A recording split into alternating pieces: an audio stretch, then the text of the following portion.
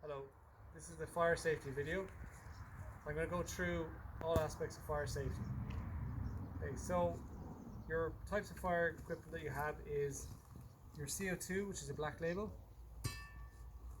your foam, which is cream label, your powder, which is blue label, and in the kitchens you have what's called a wet chemical.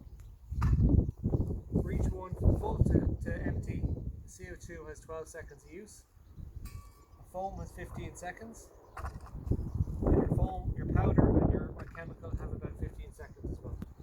Okay, so each fire extinguisher should have an ID sign like this over each one, so to tell you in green what it's for, in red what it's not for. Okay, in your kitchens you have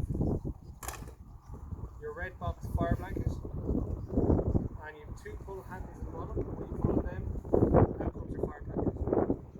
And your fire blanket is made of mighty fiberglass, so make sure there's no holes, cuts or tears inside.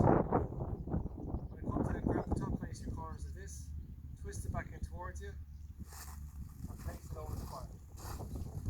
And you walk away and leave it there between 20 and 30 minutes till all the oxygen is gone. A fire blanket is very important though for anyone that catches fire. So if someone catches fire, never assume that they're an ordinary fire. People will have aftershave or perfume on their clothing, and if they do, they're called a flammable fire.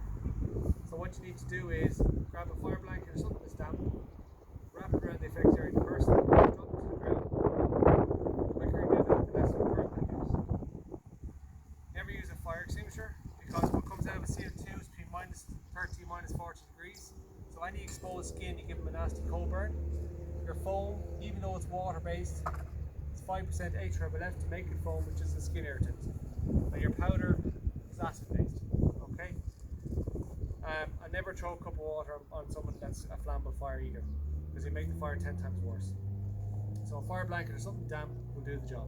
If you're trapped upstairs in your workplace or at home and there's no other way out, if the fire's in the small stages, wrap a fire blanket or something damp around you and go through at that stage.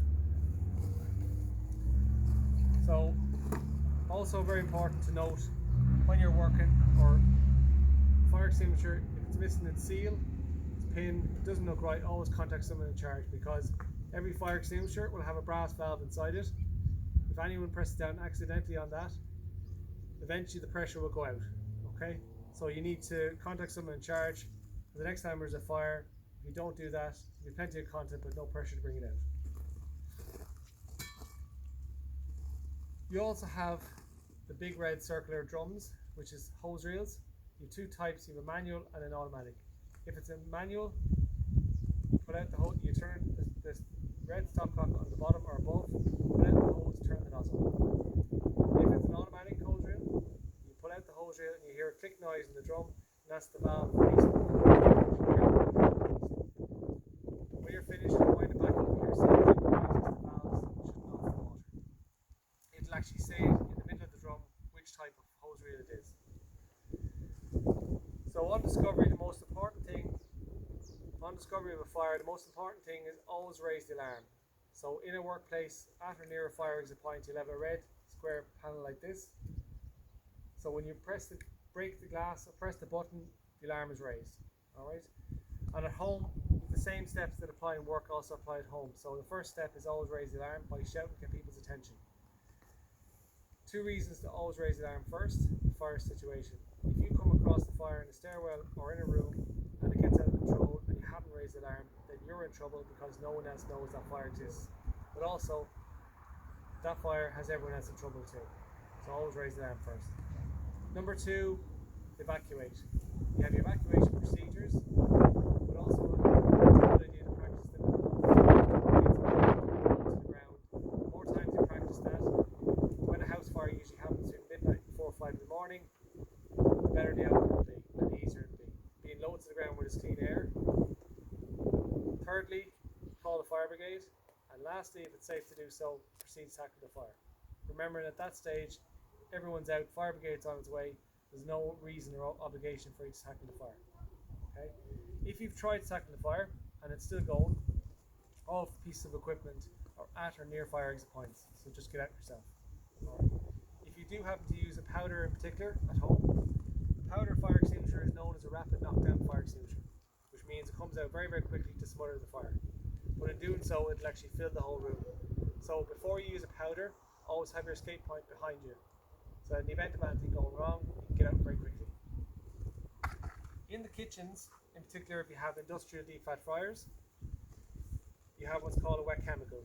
So a wet chemical is a special type of liquid fire extinguisher. It comes out in a sort of a soapy, sponge-like substance, and the actual procedure for that is saponification. So when it comes out, like any fire extinguisher, you break your seal, you put out the pin, you aim the nozzle within 1 meter of the fire itself, and you discharge the whole content of the fire extinguisher. And what that does is it soaks up all the hot oils, therefore cooling the fire down, starving of oxygen, preventing the fire from reigniting again. Alright? So what I'm going to do is going to start off with the fire blanket, then the CO2, and then the foam.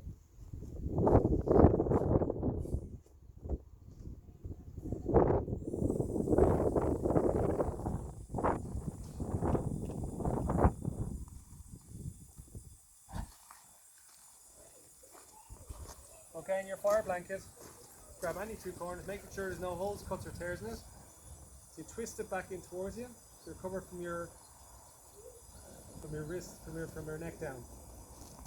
You walk in, and you place it over as best you can, and you walk away and you leave it there between 20 and 30 minutes till all the oxygen is gone. When it comes to tackling with a fire blanket or a fire extinguisher, you make one go and one go only. Don't go back for a second, third, fourth go. The situation can get a lot worse. So again, that's your fire blanket. Very, very important. Next one is your CO2.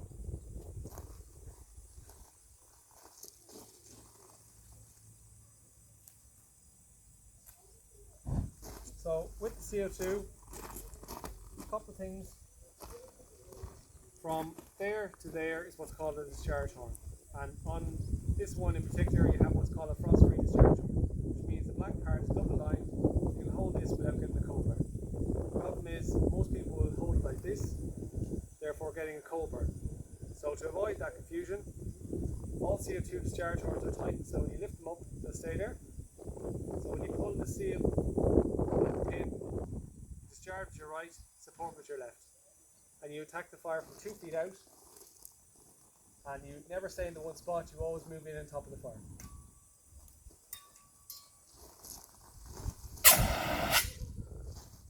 Alright, so that's your CO2. Again, main job of the CO2 in particular is to cool the fire down, starve it of oxygen, but in particular, as opposed to a powder, it actually gets inside electrical devices, therefore it's very, very effective. And always remember the whole issue with the cold burn. Now, the last one we're going to deal with is the foam. So your foam fire extinguisher, again, has a gauge on it, so make sure it's in the green before you start. You don't have an issue with cold burn with a foam. The only thing you have to remember with a foam is number one, it's obviously a little bit heavier than a CO2. So it's about 10 kg in weight full. So you leave it at your start point, which is 10 feet. If it's too hard, too heavy to lift with, you hold it like a suitcase. Again, the only thing you need to remember with a foam is always have a control at the top of the nozzle. And very important in particular with a foam is that when you press down on the fire extinguisher handle, I always say press down fully so the fire's out or the content is gone. So when you press down fully on a foam in particular, you need to follow in the top of the fire, not stop starting the handle. You need to put enough foam over the fire so it forms a seal, cools the fire down, starves of oxygen.